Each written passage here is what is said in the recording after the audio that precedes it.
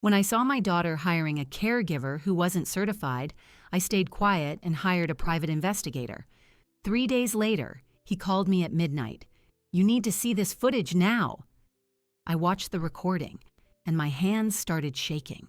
What that woman was doing in my daughter's house made my blood run cold. Subscribe to the channel, leave your like and comment from which part of the world you are watching. Get comfortable and relax. Let's begin. I watched her from my car, parked 3 houses down. The woman moved with an eager step up my daughter's front walk. She carried a large tote bag, the kind you take to the beach, not a medical kit. Her eyes scanned the quiet street before she rang the bell, a quick, darting glance. Chloe opened the door, and the woman's smile was instant, too wide, her posture leaning in with an immediate familiarity that set my teeth on edge. The door closed behind them. The house swallowed them whole. My daughter's words from that morning replayed in my mind. "She's a godsend, Mom. Don't be so suspicious." The dismissal had been gentle, frayed with the exhaustion I knew so well, but it had been a dismissal all the same. I had called to check on Mr. Henderson, Chloe's father-in-law. The conversation had turned to the new live-in help Chloe had found through an online community board. "Marla," she'd said, her voice lifting with relief. "She's experienced, and she asked for less than the agency rate. We can finally breathe." I had asked about credentials, references. Chloe had sighed.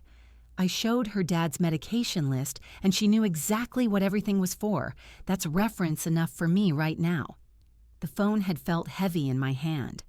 I am a retired research librarian. My life has been built on verifying sources, on cross-referencing facts. Trust, but verify. It is not just a motto, it is a practice. To my daughter, in her desperate need for relief, it was an accusation. So I had come. I told myself I was just driving by, that I needed to return a book to Chloe anyway, but the truth sat in my stomach, cold and solid. I needed to see this Marla for myself. My sedan was familiar, invisible on this street. The sun was high, glinting off the windshields of the parked cars. Everything looked normal, suburban, safe. Yet my hands were tight on the steering wheel. I noted the time. The visit was unscheduled. Marla had arrived at 2:17 p.m. on a Tuesday. What certified caregiver makes an unscheduled daytime visit when she is supposed to be live-in help? My mind began its work, organizing the irregularity into a mental file. I saw the curtain in Mr. Henderson's front window twitch. A shadow moved behind it. Then, nothing. The house was still. The humiliation was a quiet, private burn. To be labeled a worried old woman by your own child is a specific kind of powerlessness. It strips you of your history, your earned wisdom, and reduces you to a caricature. Chloe saw my caution as a generational tick, not as the sharpened skill it was. I had spent 40 years finding patterns in chaos, tracing threads of information to their source. This felt like chaos. I could not see the thread. I started the car and drove the familiar route back to my own home. The silence in the car was loud. My house welcomed me with its predictable order. Sunlight fell across the kitchen table where my morning teacup still sat. The quiet was usually a comfort. Now it felt like an amplification of my own inaction. I poured a glass of water and stood at the sink. The view of my backyard was calm, the bird feeder busy with sparrows. I thought of Mr. Henderson, a man of few words but a firm handshake. I thought of my grandson, Leo, with his easy laugh. They were in that house with a stranger who carried a beach bag and had overly bright eyes. A decision formed. It was not dramatic. It was a simple administrative next step, the logical progression of a process. If verification was needed, I would verify, but I could not do it alone. The digital trails, the background checks, these were beyond my particular skill set. I needed a professional. I knew of Frank Decker. His name had come up years ago when a patron at the library was dealing with a fraud case. A retired police detective, now a private investigator.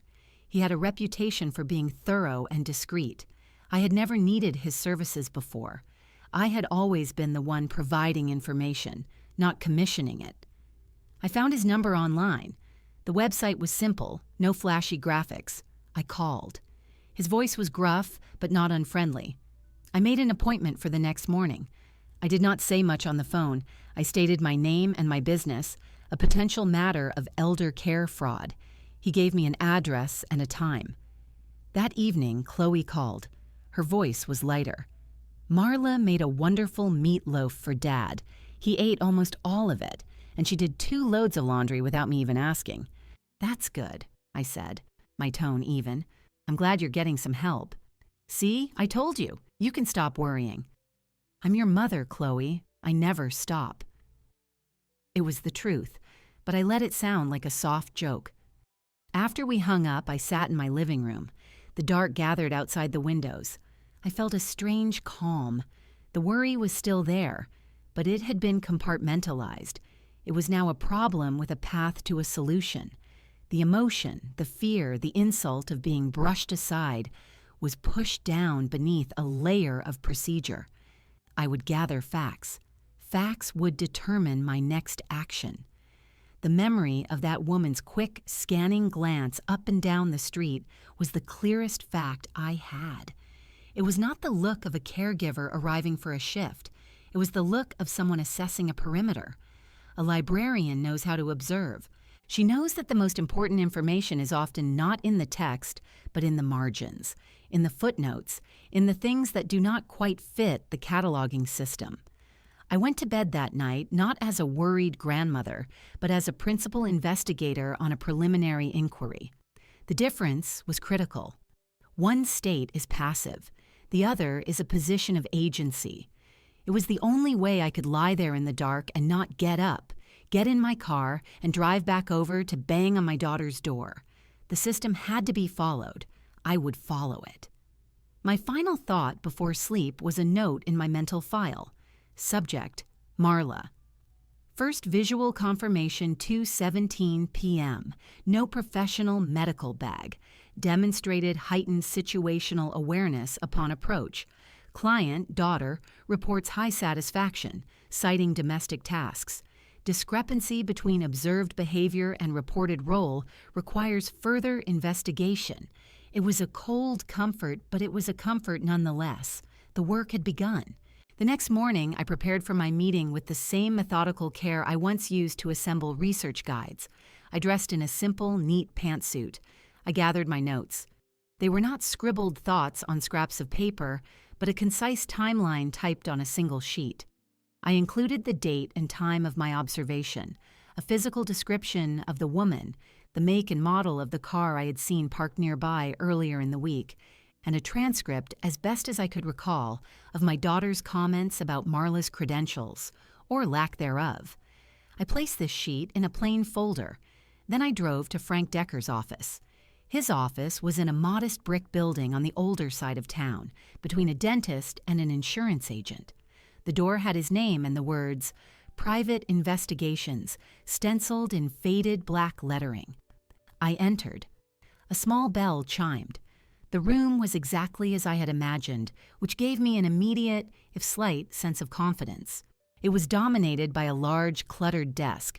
Filing cabinets stood against one wall, their drawers labeled with neat, handwritten tags. The air smelled of paper and stale coffee. A man in his late 50s looked up from behind the desk. He had close-cropped gray hair and wore a button-down shirt with the sleeves rolled up. His eyes were watchful but not unkind. "Mrs. Vance?" he asked, standing.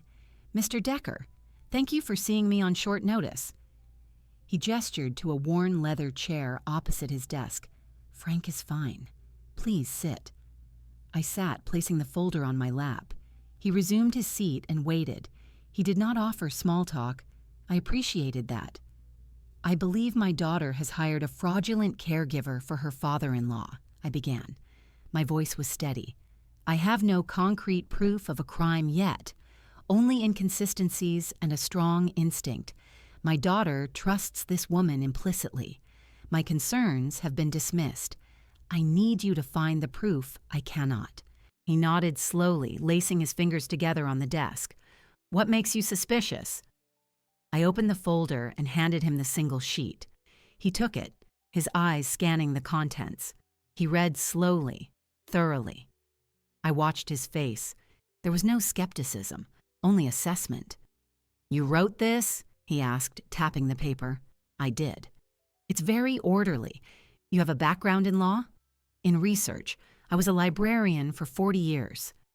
He looked at me then, a new layer of understanding in his gaze. The pieces clicked for him, just as I had intended. A worried family member was one thing, a trained researcher with a dossier was another. "A librarian," he repeated, almost to himself. He looked back at the sheet. The unscheduled visit, no medical bag, the online board. These are all red flags, common ones in these types of scams. The word scam landed in the quiet room with a definitive weight. He had confirmed my fear with a professional's calm terminology. "What is the goal?" I asked. "If it is a scam." "It varies," he said, setting the paper down. "Sometimes it's simple theft, cash, jewelry, medications. Sometimes it's identity theft, gathering documents for that. Sometimes it's insurance fraud or gaining control of finances. The method is usually the same: gain trust through apparent competence and kindness, then exploit the access." He paused. "You said live-in help?" "Yes. She has full access to the house, the medications, the family." Frank leaned back in his chair, the old leather creaking. "That's high-level access. If she's a professional, she'll be careful. She'll know to avoid obvious patterns. Getting proof won't be quick or cheap." "I understand. What do you need from me?" "A retainer to start. I'll run a background check on the name Marla and the vehicle. I'll need the address. I'll conduct discreet surveillance when possible. The most definitive proof would come from inside the house." "You mean cameras?" "It's the most reliable method. Audio is problematic legally, but visual documentation of theft or misconduct is admissible." "Does your daughter have a security system?" "No, she never saw the need."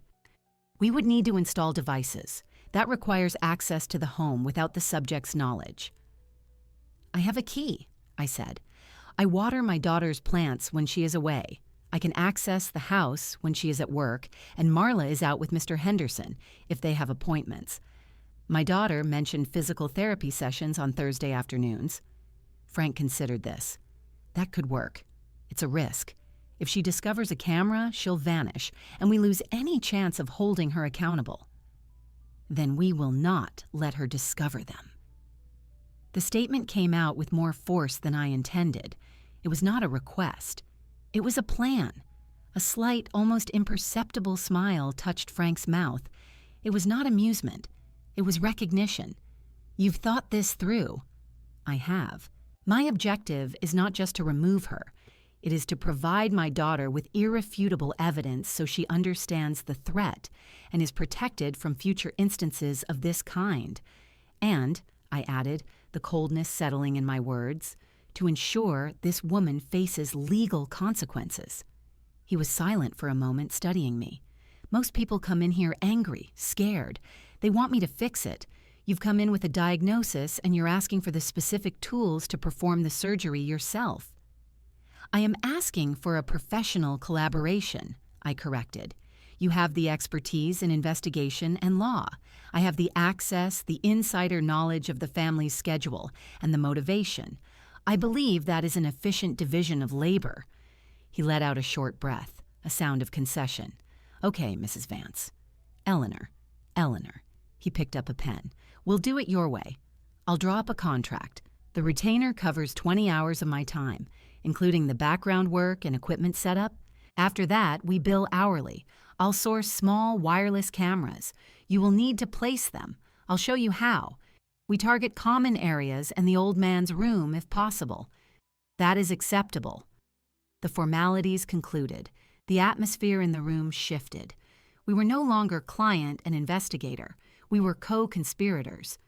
He pulled out a detailed map of my daughter's neighborhood and asked me to indicate patrol routes, blind spots, the schedule of the mail carrier. I provided the information. He took more notes in a precise hand. As I was leaving, contract signed and retainer paid, he spoke again. "You should know, Eleanor, if she is what we think she is, seeing the proof, it's not like in the movies. It's ugly. It's a violation. It might hurt your daughter more than the theft itself." I stood in the doorway, the bell above me silent. "The truth is rarely gentle, Frank, but I prefer its wounds to the disease of a pretty lie. My daughter is strong. She will recover. But first she must see." I drove home. The folder on the passenger seat was empty now, its contents transferred to a professional. The work was no longer just in my mind. It was in motion. I felt a grim sense of purpose. The waiting was not over, but it was now an active, tactical wait. I would water my daughter's plants this Thursday, and I would plant something else. The Thursday appointment passed without incident.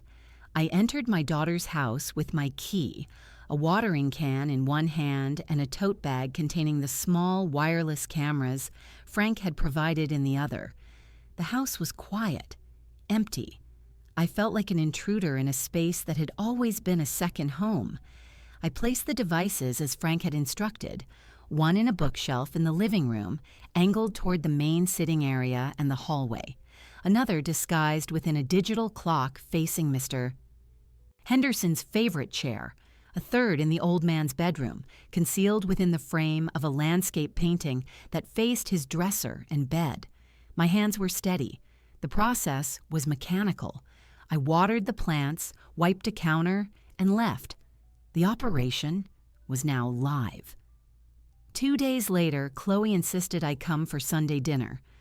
"Marla makes a fantastic pot roast," she said on the phone, her voice warm. "You can see for yourself how wonderful she is with Dad." It was an olive branch, an invitation to lay my suspicions to rest. I accepted. It was, in fact, a necessary phase of the investigation, direct observation of the subject. I arrived at 6. The house smelled of roasted meat and herbs. Chloe hugged me, her relief at my compliance palpable. My grandson Leo barreled into my legs. Mr. Henderson was seated in his armchair in the living room, and there, wiping her hands on a checkered apron, was Marla. Up close, she was exactly as I had seen from the car, a woman in her 50s with a carefully arranged smile. Her hair was a uniform brown, her eyes a light, bright blue. They fixed on me with immediate, assessing interest. "You must be Eleanor," she said, stepping forward, her hand outstretched. Her grip was firm, dry. "Chloe talks about you all the time. I'm so pleased to finally meet you." "Thank you for having me," I said, my own smile polite and closed. "Oh, it's my pleasure. Any family of Chloe's is family to me. This whole bunch has just tucked themselves right into my heart." She placed a hand on Chloe's arm as she said it, a gesture of claimed intimacy. We moved to the dining room. Marla orchestrated the seating, guiding Mr. Henderson to his place with a loud, cheerful competence.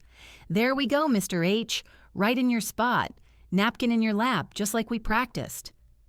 Her tone was the one you use with a child, not a grown man with mild arthritis and occasional forgetfulness. I saw a flicker of irritation cross his weathered face, but he complied, saying nothing. Throughout the meal, Marla performed. She praised Chloe's choice of dinnerware. She coaxed Leo into eating his carrots with exaggerated delight. She cut Mr. Henderson's meat into tiny pieces without asking if he needed assistance. She was a whirlwind of servitude, but it was a performance that centered her as the indispensable engine of the household. "Chloe tells me you were a librarian," Marla said to me, passing the gravy. "I was, for many years. Such a quiet job, all those books. It must have been peaceful." The comment was framed as admiration, but it carried a subtle dismissal, an implication of passivity. "It was detail-oriented," I replied. "I found patterns in chaos." Her smile didn't waver. "How nice. We all have our callings. Mine is service, caring for people. It's a hands-on vocation." She turned to Chloe. "Speaking of, honey, I noticed your father-in-law's sleep aid prescription is running low. I can call it in for you tomorrow if you like. I have the pharmacy number memorized." Chloe looked grateful, distracted. Would you? That would be a huge help. I keep forgetting. Of course, that's what I'm here for, to handle the little things so you can focus on the big picture. Marla's glance slid toward me, as if gauging my reaction to this demonstration of utility. I took a sip of water. The offer was practical, but the assumption of responsibility for medication, the memorization of pharmacy details, it was a consolidation of control. I made a mental note. Subject inserts herself into medical logistics. The conversation turned to Leo's school project. As Chloe explained it, Marla listened with rapt attention, then said, "You're such a good mom, working all those shifts and still keeping up with this. I don't know how you do it. Honestly, some days I worry you're stretching yourself too thin." Her voice was layered with concern. Chloe's shoulders slumped slightly. "Some days it feels that way." "Well, you have me now. Don't you forget it." Marla reached over and patted Chloe's hand. "You just lean on me." It was masterful. In 3 sentences, she had validated Chloe's exhaustion, heightened her sense of being overwhelmed, and positioned herself as the sole solution. I watched my daughter absorb this, her defenses softening further.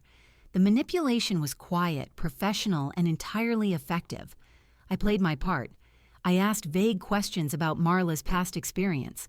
She gave smooth, nonspecific answers about years of private care and a heart for seniors. I let my gaze drift slightly, feigning a mild forgetfulness when I asked her to repeat the name of a supposed previous employer. I was the harmless, slightly doting old woman, the one who could be easily managed, easily dismissed. When I complimented the pot roast, Marla beamed.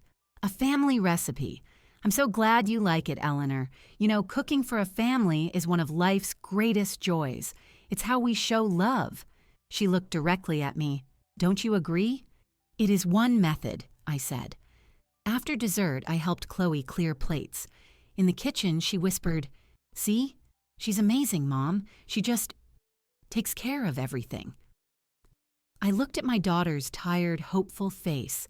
The urge to shake her, to list every calculated gesture from the last hour, was a physical pressure in my chest.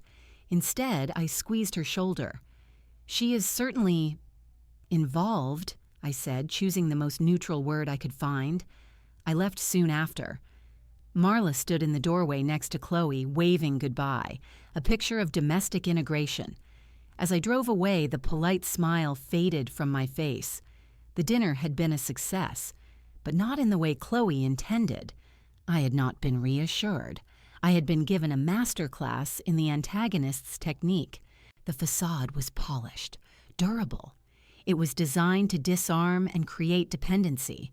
My earlier suspicions were no longer just a feeling. They were a confirmed hypothesis. The evidence, however, remained behind the curtain of that warm, capable smile. The cameras I had planted were now the only witnesses that mattered.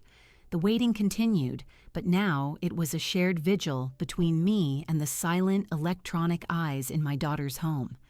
The 3 days following that dinner were a study in suspended animation. I went through my routines, grocery shopping, reading, a visit to the community center, but my mind was elsewhere. It was fixed on the silent devices in my daughter's house, transmitting data I had not yet accessed. Frank had instructed me to wait for his signal. He was monitoring the feeds remotely and would alert me to anything significant. The waiting was its own kind of work, requiring a discipline of inaction. The call came at 12:17 a.m. The sharp trill of my landline sliced through the dark silence of my bedroom. I was awake instantly. I picked up the receiver on the second ring. Eleanor. It was Frank. His voice was a low, flat line. "You need to see this, now. Check your email. I've sent a secure link to a folder. Call me back after you've reviewed the first 3 files." He hung up. No greeting, no elaboration. The terseness was all the information I needed. I put on my robe and walked to the living room. The house was dark, illuminated only by the faint glow of streetlights filtering through the blinds. I opened my laptop on the kitchen table. The screen's light was harsh in the darkness. I logged into my email, found the message from Frank with the subject line "Review," and clicked the link. It required a password. I typed in the one he had given me, Vance_verify. A folder opened with a list of video files, time-stamped from the past 72 hours. I clicked the first one, dated from yesterday afternoon. The video player opened, showing a clear color view of Chloe's living room from the bookshelf camera. Mr. Henderson was dozing in his chair. Marla entered the frame. She was alone. Her warm, service-oriented expression was gone. Her face was calm, focused, and utterly neutral. She walked to the desk where Chloe kept the household files. She opened a drawer and began removing documents. She did not look through them quickly. She methodically laid them out on the desk's surface. She took out her phone. She did not make a call. She opened the camera application. She began photographing each document. I saw a bank statement, Mr. Henderson's Medicare card, a copy of Chloe's nursing license, a utility bill. She photographed each one from multiple angles. Her movements were efficient, practiced. This was not a hurried theft. It was systematic data collection. My hands, resting on the tabletop, felt cold. I watched, unblinking. The second file was from later that same evening. The camera in Mr. Henderson's bedroom. He was in bed, his breathing slow and regular, asleep. The door opened. Marla entered, a small glass of water in one hand. She set it on the nightstand. Then she opened the top drawer of the dresser. From her apron pocket, she removed a small velvet pouch.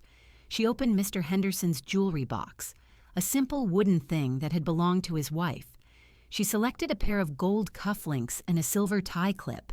She placed them in her pouch. She paused, listening for any sound from the hall. Then she closed the drawer and the box. She turned to the sleeping man. From the same apron pocket, she took out a small, unmarked plastic pill bottle. She shook out a single white tablet into her palm. She gently shook Mr. Henderson's shoulder. "Time for your supplement, Mr. H," she said softly, her voice sweet and false through the speaker. "Help you sleep." He stirred, confused. She slipped the tablet into his mouth and held the water glass to his lips. He drank obediently, half asleep. She smoothed his blanket. "There now. Good night." She left the room, turning off the light. The third file was from today, the living room camera again. Marla was on the phone. Mr. Henderson was out of frame, likely in his chair. "No, it's a clean setup," she was saying, her voice low but clear. "The daughter is a nurse, works long hours, desperate for help. The old man is compliant. There's some decent small pieces here, but the real value is the documentation. I'll have a full packet for you by the end of the week. Yes, the medication schedule is regular. It keeps him placid. No suspicion. The mother is a bit of a busybody, but she's old, harmless, a librarian." She said the word with a faint derision. "She's not a problem." I stopped the video. The glowing screen was the only light in the room. I stared at the frozen image of her back, turned to the camera as she spoke on the phone. The cold I had felt in my hands had spread through my chest. It was a clear, sharp cold, like the air in a vault. There was no more ambiguity. This was not a careless aide cutting corners. This was a predator executing a plan. Theft, identity fraud, the unauthorized administration of medication, the spoken confirmation of a conspiracy. My hands trembled. I looked down at them, resting on the keyboard. The tremble was fine, a vibration just under the skin. I made 2 fists, then slowly released them. The shaking did not stop. It was not fear. It was the physical manifestation of a fury so vast and cold it had become a geological force inside me. She had called me harmless. She had called me old. She had drugged a vulnerable man and stolen his memories in gold and silver. She was methodically stripping my family's security, and she saw me as a negligible variable in her equation. I took a long, controlled breath. I picked up the phone and dialed Frank's number. He answered immediately. "You saw." I saw. My voice was steady, detached. The pills. Do we know what they are? Not without a sample, but given the context, likely a mild sedative.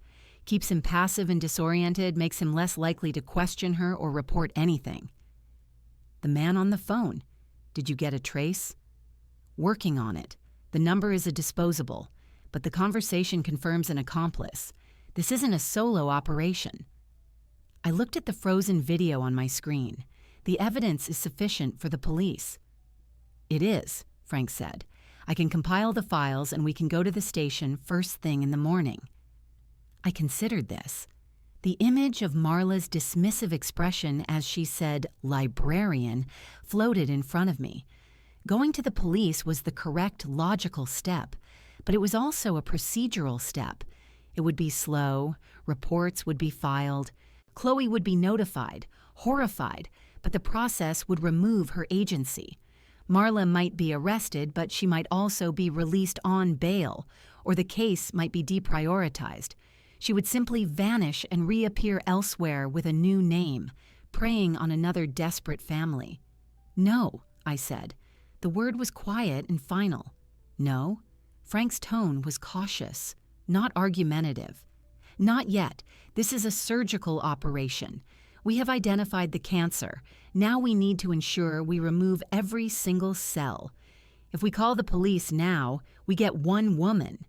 We have no guarantee we get the man on the phone or the network she implied. She called me harmless. I intend to use that. There was a long silence on the line. I could hear him thinking. What are you proposing, Eleanor? We continue the observation. We gather more. We identify the accomplice. We wait for the transfer of the packet she mentioned. We catch the entire operation in one net. Then we go to the police with a case they cannot ignore or plead down. It's riskier. For your family. The risk of a partial solution is greater. I want this finished, Frank, not paused. The trembling in my hands had stopped. My fingers were calm, my mind clear. The inciting incident was no longer a suspicion. It was a documented crime. My role was no longer just an investigator. The path forward was obvious. It was not about justice as the system defined it. It was about a complete and permanent resolution. The cold in my chest had solidified into a plan. I met Frank at 6 the next morning in a diner on the outskirts of town. It was a place chosen for its anonymity and its early hours. The air smelled of grease and coffee. We took a booth in the back, away from the few other patrons. Frank looked like he hadn't slept.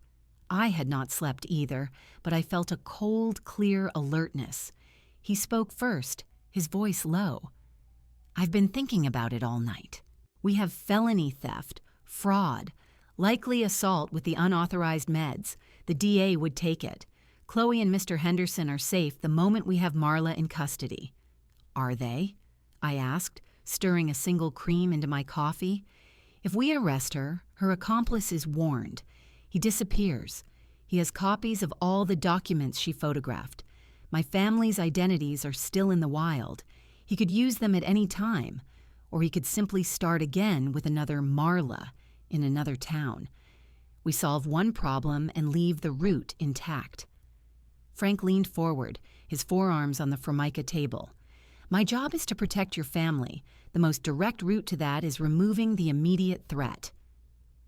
Your job, I said, meeting his gaze, is the investigation I hired you to conduct. That investigation has revealed a conspiracy. Our objective has expanded. I am not paying you just for a removal. I am paying for an eradication.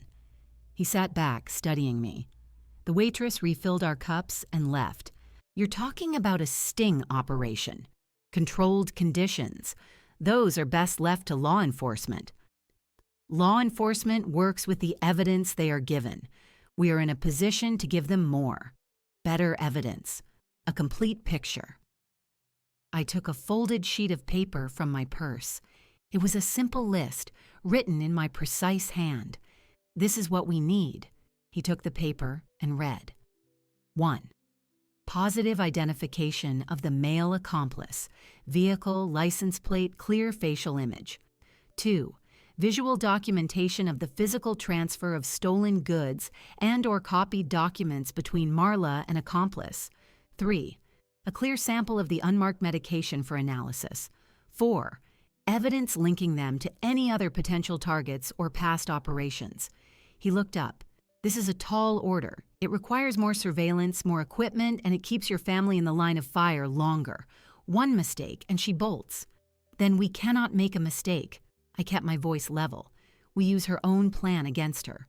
She is gathering a packet for a transfer at the end of the week. That is our deadline. We need to control the variables to ensure that transfer happens where and when we can observe it. How do you propose to do that? We introduce a catalyst, I said. We create a situation of heightened chaos and trust. You said she preys on the overwhelmed, so we make Chloe more overwhelmed. We make Marla more indispensable, and therefore more confident. Confident criminals get careless. Frank's eyes narrowed. What catalyst? Me. I took a sip of coffee. It was bitter. I will have an accident. A fall. Not serious, but convincing. I will need Chloe's help.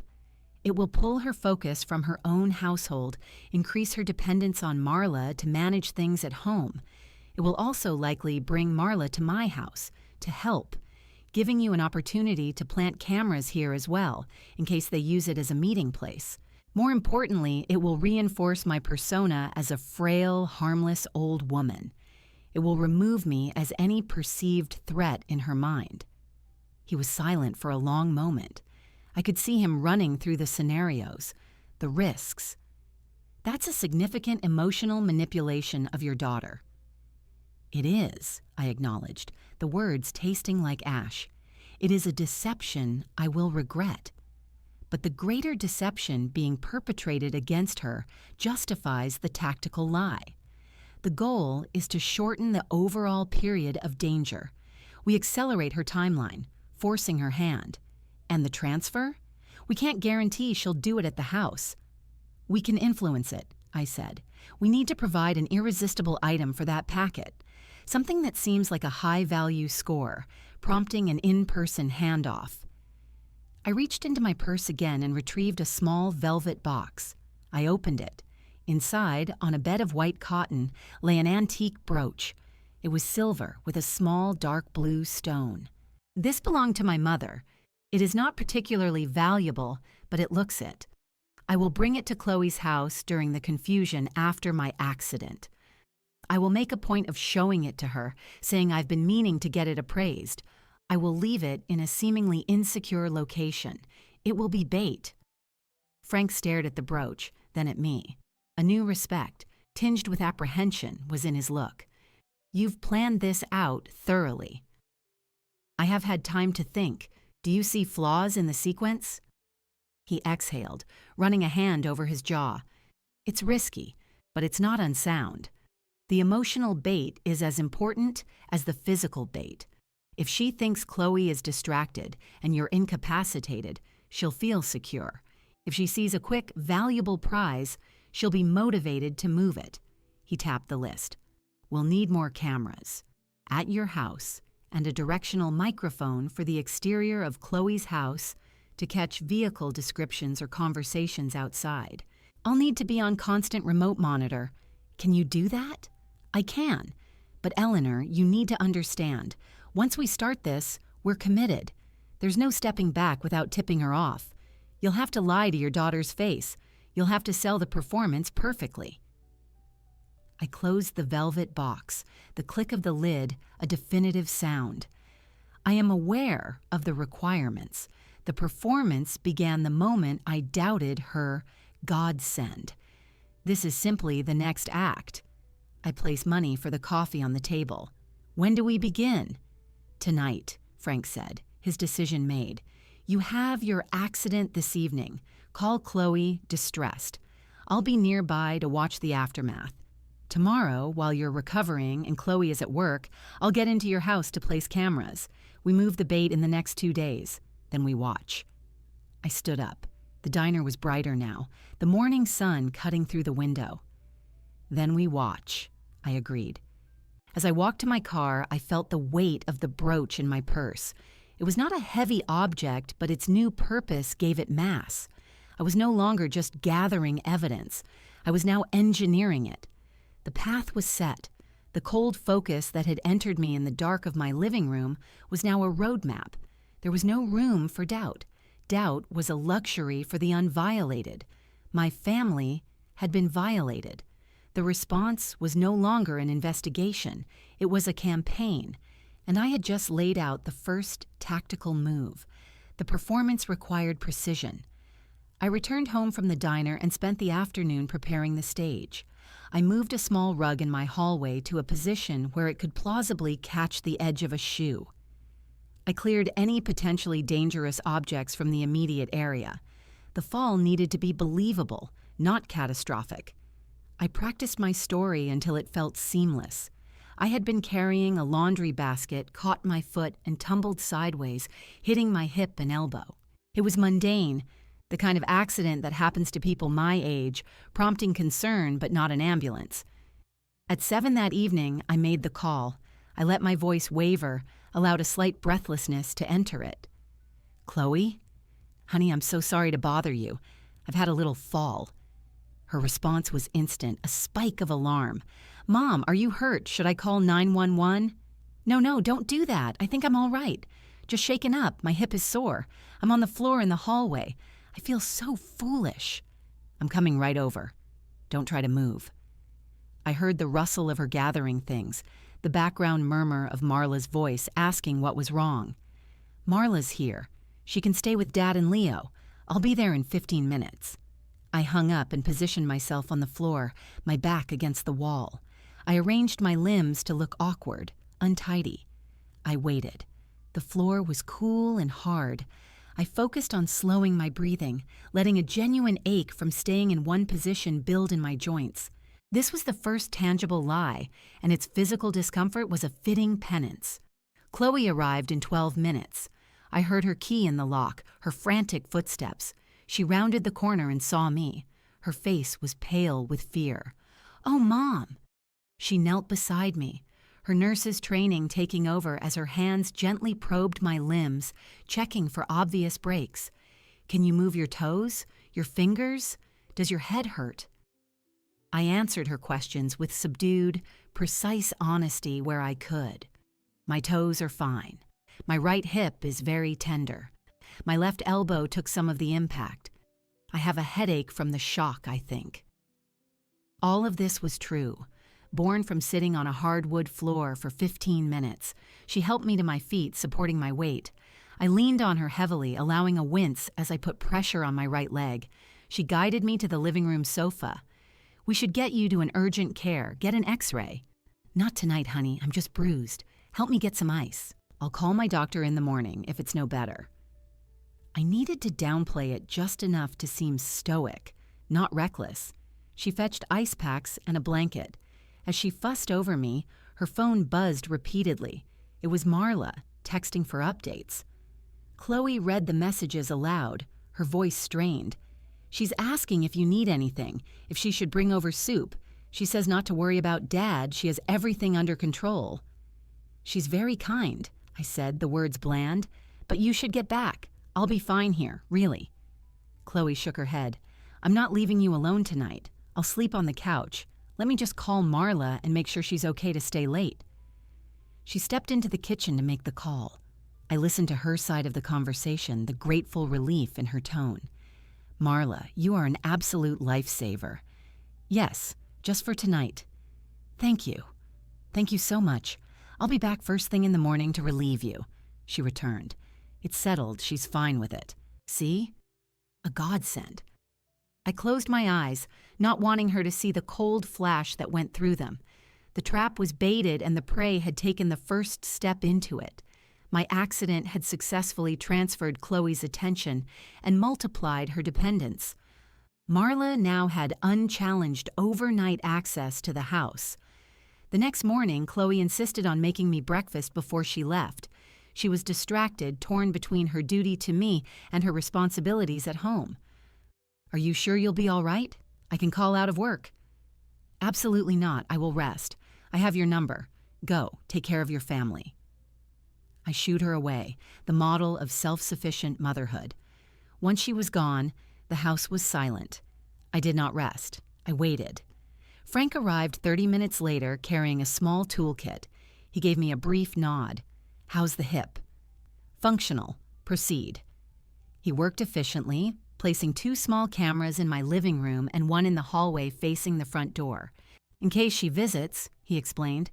He also replaced the battery in one of the existing cameras at Chloe's house remotely, using a secondary power pack he'd installed. We're now on continuous high-capacity recording at both locations. The directional mic is installed on Chloe's back gutter, pointed at the street and driveway. Good. He finished and left as quietly as he had come. The stage was now fully wired for sound and vision. My next move was the bait. That afternoon, I called Chloe. I used a tired, pained voice. "Honey, would it be a terrible bother if I came over for a little while?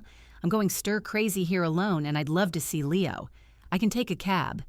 "Don't be silly, Mom. I'll come get you. I'm just finishing up some charts at home. Marla's here. I'll be there in 20 minutes. When Chloe picked me up, I carried a small tote bag. Inside was the velvet box. At her house, I made a show of moving slowly, accepting Marla's effusive concern with a frail smile. "Just a silly fall," I murmured. I sat with Leo for a while, then asked Chloe for a cup of tea. As she went to the kitchen, I called out, "Oh, Chloe, I brought that brooch I told you about, the one from my mother. I've been meaning to have it looked at. Would you mind keeping it in your jewelry box for safekeeping? I'm so forgetful these days, and with me bumping around, I'd hate to lose it." I took out the box and opened it, letting the silver catch the light. Chloe admired it. Marla, wiping the kitchen counter, glanced over. Her eyes lingered on the brooch for a half-second too long. It was a professional assessment, quick and calculating. "It's beautiful, Mom. Of course, I'll put it away." Chloe took the box and carried it to her bedroom. I did not watch where she placed it. I didn't need to. The camera in the living room had captured Marla's glance. The camera in the hallway would see her movements later. The bait was placed, its location known to the predator. I stayed for an hour, then asked to be taken home, pleading fatigue. As Chloe helped me to the door, Marla hovered. "You take care now, Eleanor. Rest that hip. We've got everything handled here." "I know you do," I said, meeting her bright, false eyes. "I feel so much better knowing you're here." The lie tasted bitter, but it was the final piece of setting. The chaos was initiated. The trust was amplified. The valuable portable item was now inside the territory. All that remained was to watch and wait for nature to take its course. I went home to my silent, watched house and prepared for the vigil. The emotional cost of deceiving my daughter was a ledger entry I would reconcile later. For now, the balance sheet required it. The vigil began. For 2 days, I moved between my sofa and my kitchen table, my laptop a constant companion. I reviewed hours of mundane footage. Marla preparing meals, Marla sorting laundry, Marla engaging in her performative care. She did not approach Chloe's bedroom. She was disciplined. The brooch remained untouched. The tension was a low, constant hum in my nerves. I knew the trap was set, but the waiting for the spring to close was its own form of strain.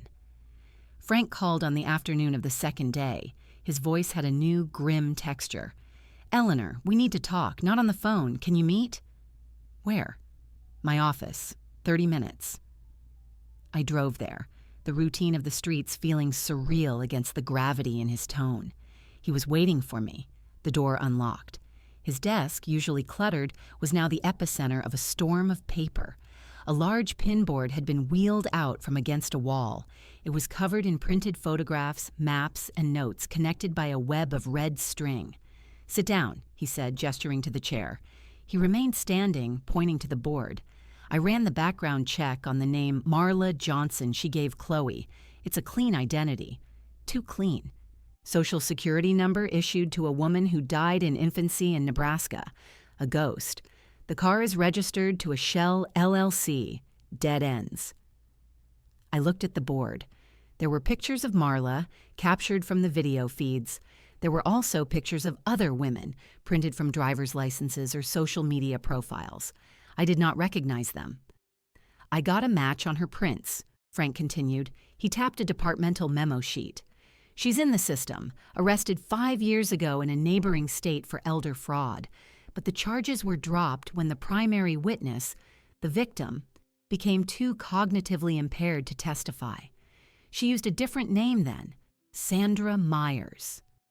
He moved his finger to a map of our state with 3 cities circled. Using that identity, I found patterns.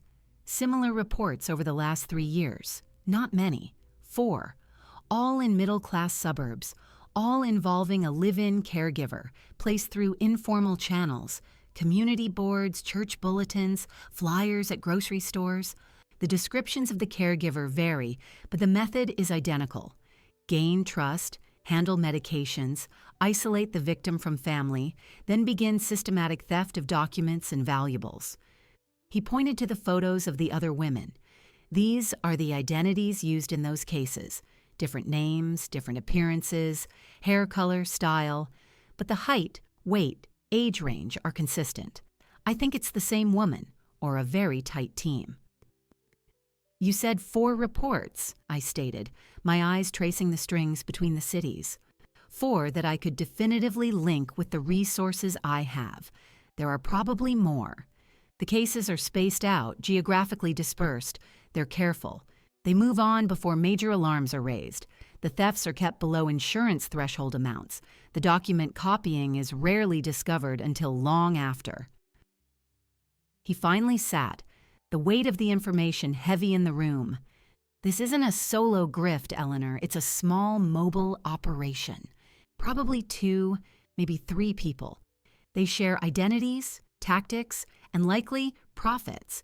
Your Marla is a field agent. The man on the phone is probably the handler, sets up the identities, fences the goods, manages the logistics. The scope of the room seemed to contract, then expand. My family was not a unique target. We were a link in a chain. The cold anger I had been cultivating crystallized into something harder, more focused. This was no longer just about my daughter's betrayal. It was about a pattern of predation. The other families, I said. What happened to them? Financially drained in 2 cases. One lost the title to a car. All reported increased confusion and decline in the health of the elder relative during and after the caregiver's tenure.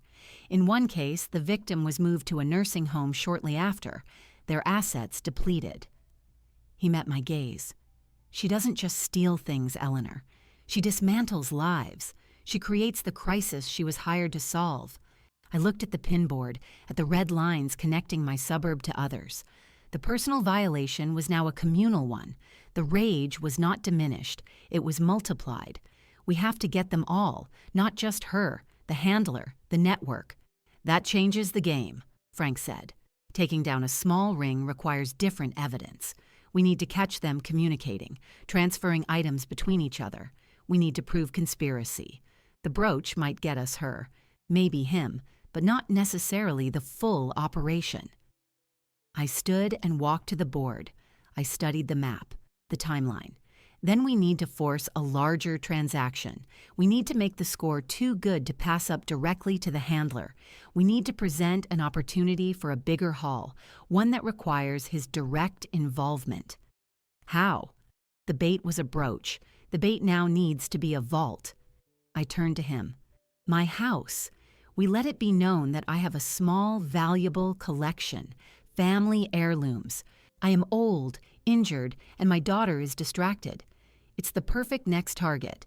You said they move on before major alarms, but if a major opportunity presents itself, they might accelerate their timeline, take the risk. They might have the handler come to survey or to receive the items directly. Frank was silent, considering. It's a bigger risk to you. You'd be painting a target on your own home. They already have a target on my family, I said, my voice flat. This merely shifts the bullseye to a location I control that you have wired. We make my house the next logical step in their pattern. We invite them in. He leaned back, a long exhale escaping him. "You're not just avenging your family anymore, are you?" I looked at the photographs of the other women, the other names. I thought of the confused victims in those other towns, the families left picking up the pieces. "No," I said, "I am not. But I am starting with the ones who threatened mine. The rest will follow. What do you need from me to make my house a compelling target?" "A visual catalog," he said, his professional mind engaging with the new objective. "Pictures of you with obviously antique items, a safe or a locked drawer. Conversations you can have with Chloe within Marla's hearing about your collection. We need to feed her the information naturally. I can do that." The plan was no longer a narrow path to a single confrontation. It had become a widening net. The personal mission had formally expanded into a communal one. The weight of it was not a burden, it was a foundation. The anger had a direction, and now it had a broader horizon. I left Frank's office with a new list of tasks. The faces on the pinboard fixed in my mind. They were no longer strangers. They were precedent, and I was determined to become the consequence. The implementation of the new plan required a different kind of performance. It was not about frailty, but about careless privilege. I began by calling Chloe more frequently, always when I knew Marla would be within earshot. I spoke of being bored, of sorting through old things in my house. I mentioned my mother's good silver and my father's coin collection, exaggerating their value with vague nostalgia.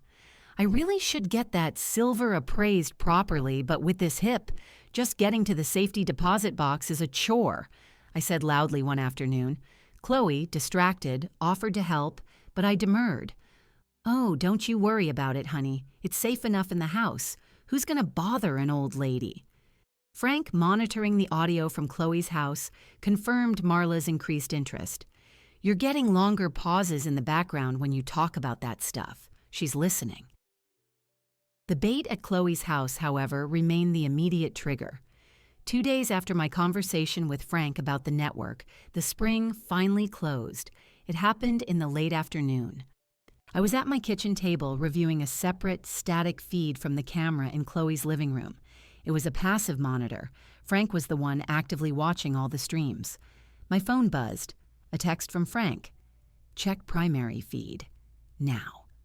I opened the live view from the hallway camera at Chloe's house on my laptop. The timestamp showed 4:48 p.m. Chloe was at work. Leo was at a friend's house. Mr. Henderson was asleep in his chair, a book on his lap. Marla walked into the frame. She was holding a feather duster, performing a casual tidying. She moved past Mr. Henderson and down the hall toward the bedrooms. She disappeared from view. The hallway camera did not show the bedrooms, but the audio feed from the directional mic, which Frank had patched into my system for key moments, picked up the faint sound of a drawer opening, then closing. A moment of silence, then her footsteps returning. She came back into the frame of the living room camera. Her hands were empty. She did not look at Mr. Henderson. She walked to the front window and peered out through the blinds. She checked her watch. Then she picked up her large tote bag from beside the sofa and left the house, closing the door softly behind her. "She's moving." Frank's voice came through a secondary communication app he'd installed on my phone. "She has it. Heading east on foot. I've got visual from down the street. Stand by." I watched the empty living room on my screen. My breath held. The clock in the corner of the feed ticked past 4:55. "Vehicle approaching," Frank murmured, his voice a detached monotone. "Dark blue sedan, older model, license plate Bravo, Charlie 79er02. It's slowing, stopping 2 houses down.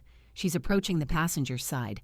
My screen remained fixed on the empty living room, but in my mind I saw the scene Frank was describing from his surveillance post. I saw Marla's bright, efficient smile replaced by a businesslike calm. "She's getting in the car," Frank said. "Window is down. She's handing a small item to the driver. It's the velvet box. Driver is male, white, late 40s, cap. He's opening it, examining the contents. He's nodding. She's handing him a phone. He's connecting a cable to it, downloading the photographed documents. They're talking. I forced my voice to be steady. Are you recording? Video and audio got a clear shot of his face. The transfer is explicit. This is conspiracy to commit fraud and receive stolen property. The professional satisfaction in his voice was sharp. How long? 30 seconds so far. He's disconnecting the cable, handing back the phone. He's giving her something. Small envelope. Could be cash, could be pills. She's taking it. She's getting out of the car. Vehicle is departing, eastbound. She's walking back toward the house. I watched the front door on my screen. It opened. Marla re-entered, her tote bag over her shoulder. She placed the feather duster back in the closet. She walked to Mr. Henderson, adjusted the blanket over his legs with a show of tenderness, and then proceeded to the kitchen. Her routine was undisturbed. The theft and transfer had taken less than 4 minutes. Frank's voice came again, a final update. I've got the plate. I'll start the trace immediately. We have the evidence, Eleanor. The brooch, the data transfer, the handoff. It's all there. I closed the laptop. The screen went dark, reflecting my own composed face back at me. The cold, focused energy that had sustained me for days coalesced into a single solid point. The waiting was over. The evidence was not just of a crime, but of the conspiracy. We had the accomplice's face and vehicle. We had the network. I stood up. My hip gave a genuine twinge, a reminder of the deception that had helped make this possible. I ignored it. The next phase was no longer about observation or entrapment. It was about confrontation and resolution. The plan had always been to expose Marla to Chloe, to provide irrefutable proof. Now, we had more. We had the man in the blue sedan. We had the connection. I picked up my phone and called Frank. Compile the definitive clips, the theft of the brooch, the walk to the car, the transfer, the exchange of the envelope, clear facial shots of both subjects. Have it ready by tomorrow morning. What's the play? He asked. We end it, I said. We show Chloe. Then we bring the evidence to the police. But the confrontation happens first. She needs to see the truth with her own eyes before official reports sanitize it. She needs to understand what was in her home. And the accomplice? We give everything to the police simultaneously. They can put out a bolo, track the plate. Agreed. I looked out my window at the quiet street. The mundane afternoon light was the same as it had been for weeks, but nothing was the same. Tomorrow, Frank. We finish it tomorrow. I hung up. There was no triumph, only a stern clarity. The trap had been sprung, the evidence captured. The predatory pattern had been documented. The personal revenge was now seamlessly merged with legal justice. The final move was no longer mine alone. It would involve my daughter, the authorities, the full weight of the system. But the first step, the unmasking, belonged to me. I had seen the proof. Now Chloe would see it. After that, the world would see it. The reckoning was scheduled. The next morning was clear and bright, a stark contrast to the tension that had settled in my bones. Frank arrived at my house at 9. He carried a tablet loaded with the edited video files. We did not speak much. We had a checklist. Chloe is home, I said. She has the day off. Marla usually leaves for her errands around 10. The bolo is active on the accomplice's vehicle. Local PD is ready, but they'll hold back until we give the signal after the confrontation. They want the victim's statement fresh. Frank's voice was all business. Good, let's go. We drove to Chloe's house in separate cars. I parked in the driveway. Frank parked down the street out of direct view, but close enough to intervene if needed. My role was to get Chloe to the door. His was to provide the evidence and witness the encounter. I walked to the front door. Through the glass pane, I could see movement inside. I rang the bell. Chloe opened it, surprised. Mom, what are you doing here? Is your hip okay? Her eyes flickered over my shoulder, noticing Frank's car but not recognizing it. I need to speak with you, Chloe. It's urgent. It's about Marla. Her face tightened, a flash of defensive irritation.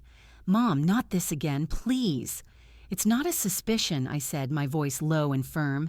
It is a fact. I have proof. Will you look at it? For me? The plea, wrapped in certainty, gave her pause.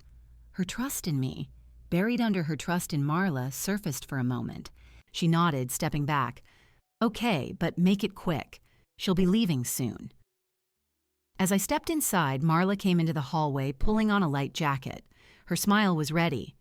Eleanor, what a nice surprise. Is everything all right? No, I said, not looking at her.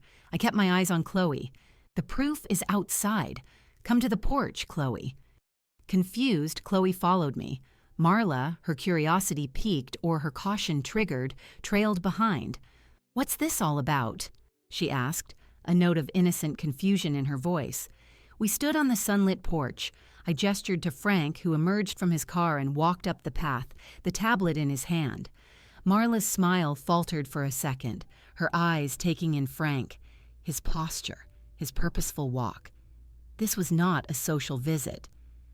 Chloe, I began, turning to face her fully. 3 days ago, I left a brooch here for safekeeping, the silver one with the blue stone. Do you remember? Of course. It's in my jewelry box. It is not, I stated. Yesterday at 4:48 p.m., Marla entered your bedroom, removed it from your jewelry box, and left the house. She walked to a dark blue sedan parked 2 houses down. She handed the brooch to a man in the car. She also gave him her phone, from which he downloaded copies of your bank statements, Dad's Medicare card, your nursing license, and other personal documents that she had previously photographed in your living room. In return, he gave her a small envelope, likely containing cash. The entire transaction was recorded. Chloe's face was a blank of disbelief. She looked at Marla, who had gone very still. What is she talking about, Marla? Marla forced a laugh. It sounded brittle. Oh, honey, I don't know. Your mother has had some wild ideas from the start. Maybe her fall confused her more than we thought. I did not react to the insult. I nodded to Frank. He stepped forward and offered the tablet to Chloe. Press play, Miss Vance Miller. With trembling hands, Chloe took the tablet. The screen showed the hallway view of her own home. She saw Marla walk down the hall. She saw her return. She saw her peer out the window and leave. The scene cut to a wider street view from a different camera. It showed Marla approaching the blue sedan, handing over the velvet box. The zoom focused on the driver's face, then on the box being opened. The audio, crisp and clear, captured the brief exchange. Download is complete. Here's your cut. Chloe made a small, choked sound. Her hand flew to her mouth. The tablet shook in her hands. She looked from the screen to Marla, who was no longer smiling. That's not, Chloe stammered. It is, I said, my voice cold and clear. It is her. She has been stealing from you. She has been drugging your father-in-law with unmarked sedatives to keep him quiet. She has been copying every document in your house. She is part of a ring that does this to families like ours. The mask shattered. The warm, helpful caregiver vanished. Marla's posture shifted, the pleasant roundness of her shoulders squaring into something harder. The bright light in her eyes turned flat and sharp. You nosy old bitch, she said, the words a soft hiss. You think you're so clever, a librarian with a camera. Chloe gasped. The venom in the voice, the complete transformation, was more shocking than the video. You're fired, Chloe whispered, the words barely audible. Marla sneered. You don't have to fire me. I'm done here. You were an easy mark, desperate and trusting, the best kind. She took a step toward the porch steps, but Frank moved to block the path. The police have your picture and your friend's license plate, Frank said, his tone conversational. They'll be here shortly. I'd advise you to wait. Marla stopped. She looked at Frank, then at me, her gaze pure, undiluted hatred. There was no remorse, only anger at being caught. This proves nothing. He's my brother. I was giving him a family heirloom to appraise. With downloaded bank statements? I asked. The police will enjoy that story. as will the district attorney who has the files on your prior arrests in other states under other names. Sandra. Hearing that name was the final blow. Her defiance cracked, replaced by a swift, calculating fear. She was no longer facing a duped family. She was facing a case. She looked at Chloe, who was crying silently, tears streaming down her face as she clutched the tablet to her chest. "You stupid woman!" Marla spat at Chloe. "I made your life easier. I cooked your food. I cleaned your mess. I deserved more than what you were paying." That was the truth, ugly and raw. It was not about need. It was about entitlement and predation. In the distance, the sound of a siren began, growing closer. Frank had made the call. The confrontation was over. The truth stood on the porch between us. My daughter shattered. The predator unmasked, and me, the architect of the revelation, standing rigidly in the sunlight. The vengeance was not in the words, but in the unmasking itself. The facade was gone, and all that remained was the consequences, arriving now with the sound of official justice. The police cars parked at the curb, their lights flashing silent red and blue across the quiet street. 2 officers approached. Frank spoke to them first, showing his PI credentials and the tablet. He handed them a thumb drive with the compiled evidence. I watched as one officer took Marla by the arm, reading her rights in a steady, professional monotone. She went silently, her face a closed mask, but she glanced back once at the house, not at Chloe or me, but at the structure itself, as if calculating a lost score. They placed her in the back of a patrol car. A separate call went out over their radios about the accomplice. Frank's trace had yielded a real address, and an arrest was made within the hour. The rest of the afternoon was a blur of procedure.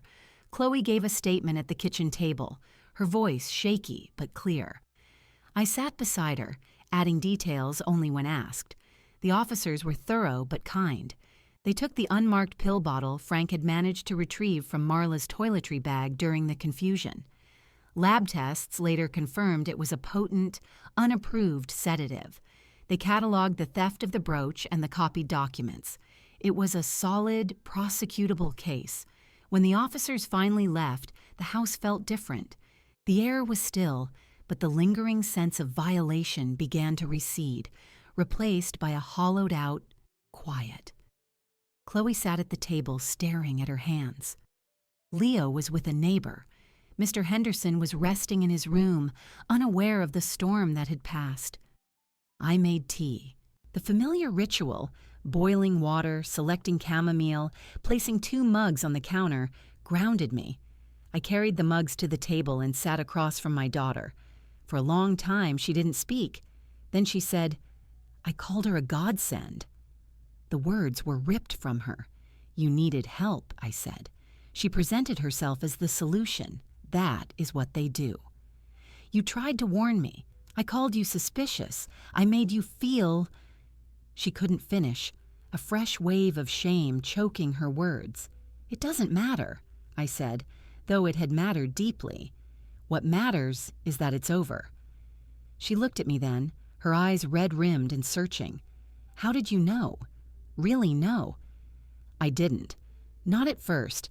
I observed a discrepancy. The lack of a medical bag, an unscheduled visit, your total trust against the absence of verification. It was a pattern that didn't fit, so I sought verification.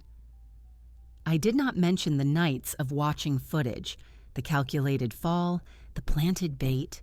Those were operational details. The core was the same. I used the skills I have. It's what I've always done. "You hired a private investigator." It was not an accusation, just a stunned realization. "I did. Frank Decker. He is ethical and competent. We needed evidence you would believe, and that would hold up in court." She absorbed this, sipping her tea. The warmth seemed to steady her. The video, when she changed, her face, it was like watching a stranger put on a mask, or take one off. She shuddered. She hated us. The whole time. "No," I corrected, my voice firm. "She didn't hate you. That would require an emotional connection. You were a resource, a mark. Her feelings were about utility, not emotion. Understanding that is important. It wasn't personal. It was transactional. Chloe nodded slowly, the clinical explanation somehow offering a bleak comfort. It was less about her judgment and more about a professional predator's process. What happens now? The legal process will take months. There will be court dates. You may need to testify, but the danger is removed. Both she and her partner are in custody, and the evidence Frank compiled on their methods has been given to a detective who specializes in elder fraud. It may help other families. You think there are more? I know there are. She was quiet again, then reached across the table and took my hand. Her grip was tight. I'm so sorry, Mom, for not listening, for making you do this alone. I turned my hand to clasp hers. You weren't alone. I was here. That is the function of a mother, to see the threats her children cannot afford to see. She cried then, deep, relieving sobs that shook her shoulders. I let her. I did not offer empty platitudes. I just held her hand and waited. The storm had passed, and this was the necessary rain. Later, after Chloe had composed herself and gone to check on Mr. Henderson, Frank returned. He stood awkwardly in the doorway. They're both booked. Multiple charges. The DA is already interested. It's a good case. Thank you, Frank. You did the work, Eleanor. I just provided the tools. It was a collaboration. I gestured to the kitchen. Would you like some tea? He nodded, and I poured a third mug. We sat at the table, the three of us, Chloe, Frank, and I, in a silence that was no longer tense, but contemplative. The house was settling back into its proper rhythm, one not dictated by a predator's schedule. In the weeks that followed, the immediate sharpness of the crisis faded. Chloe found a certified, vetted caregiver through a proper agency. Mr. Henderson's confusion lifted somewhat without the unauthorized medication. Leo adapted with the resilience of children. The legal wheels turned. Frank and I met occasionally for coffee. We discussed the case, then other things. A professional respect had deepened into a genuine friendship. One evening, I was back in my own kitchen, pouring tea. My hands were steady. The cold fury that had fueled me was gone, its energy spent and its purpose fulfilled. It left behind not emptiness, but a quiet strength. I had not just protected my family, I had reclaimed my own agency from the dismissive labels of worried and old. The vengeance was not in the anger, but in the restoration. The account was settled. The balance was restored. The story was over, and the quiet that followed was not silence, but peace.